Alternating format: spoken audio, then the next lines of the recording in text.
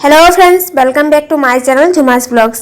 आज मैं লৈ আহিছো এটা সৰু ৰেচিপি। আপোনালোকে মোৰ চেনেলত যদি কোনোবাই নিউ আহিছে মোৰ চেনেলটো সাবস্ক্ৰাইব কৰি লব, তাৰ পিছত মোৰ এই ব্লগটো লাষ্ট পৰ্যন্ত চাব আৰু কাষত থকা বেল আইকনটো কিন্তু ক্লিক কৰি লব। যেতিয়া মই ভিডিও এৰিম আপোনালোকৰ ওচৰত নটিফিকেশন যাব।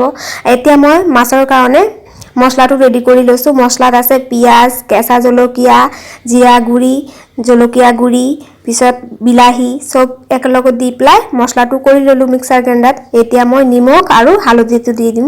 আগত দিয়া নাছিলো তাৰ কাৰণে মছলাটো এনেকুৱা কালাৰ হৈ আছে আৰু ইমান কাল মছলা হৈছে কাৰণ মই বিলাহী দিছো তাৰ কাৰণে।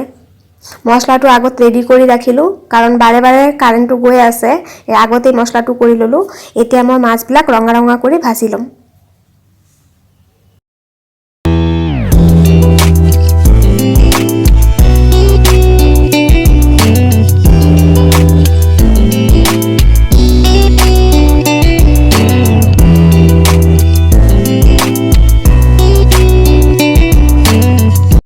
মাছৰ আলুটো ভাজি লৈছো।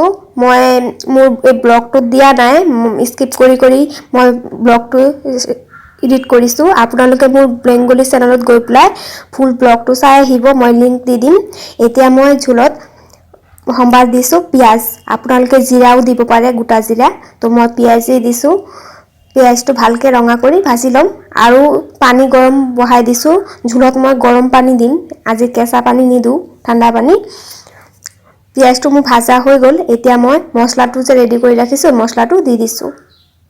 এতিয়া মই মছলাটো ভালকে ভাজি লম, ফ্ৰাই কৰি লম মছলাটো একদম। তাৰ পিছত আলুবিলাক যে ভাজি ৰাখিছো এই আলুবিলাক দি প্লাই আকৌ মছলাটো ভাজি লম।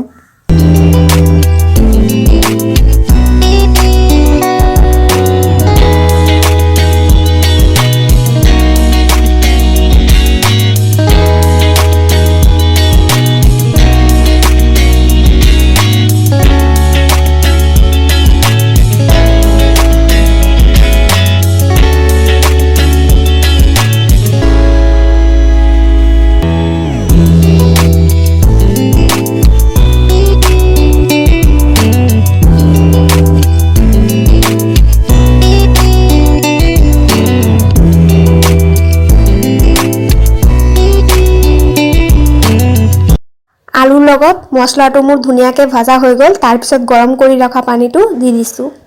আপোনালোকে যিমান ঝোল দিব বিচাৰে ইমানেই দিব, মই দিছো আৰু আমাৰ ঘৰত যিমান মানুহ আছে সেইটো আন্দাজ কৰি।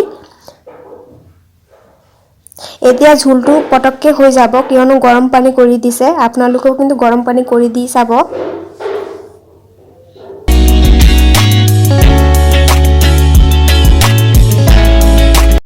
ঝোলটো অলপ হৈ যোৱাৰ পিছত মই আলু কেইটামান উঠাই চেটকাই দিছো। মই ভিডিওটোত দিয়া নাই, এডিট কৰাৰ সময়ত ডিলিট হৈ গৈছে, তো আপোনালোকক কৈ দিছো। আৰু মই এতিয়া ঝোলটো হৈ গল যেতিয়া কাৰণে মই মাছবিলাকো দি দিছো। আৰু যেতিয়া মাছটো দিছো গেছৰ ফ্লেমটো কমাই ৰাখিছো।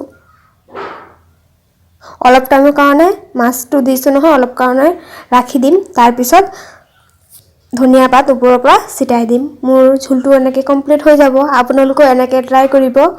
আৰু মোৰ চেনেলত যদি নিউ আহিছে মই আকৌ কৈছোঁ মোৰ চেনেলটো কিন্তু সাবস্ক্ৰাইব কৰি দিব আৰু বেল আইকনটো ক্লিক কৰি ল'ব। আৰু মই এইটো ডেছক্ৰিপশ্যনত মোৰ বেংগলী চেনেলটোৰ লিংক দি দিম। আপোনালোকে মোৰ বেংগলী চেনেলত গৈ পেলাই বেংগলী চেনেলটো সাবস্ক্ৰাইব কৰিব আৰু ব্লগটো চাব। আজি এইখিনিতে ৰাখিলো। কেনেকুৱা লাগিছে মোৰ এই ব্লগটো, এই ৰেচিপিটো আপোনালোকে কমেন্ট কৰি জনাব আৰু আপোনালোকে ঘৰতো ট্ৰাই কৰিব। আকৌ আহিম নেক্সট ব্লগত। Bye bye.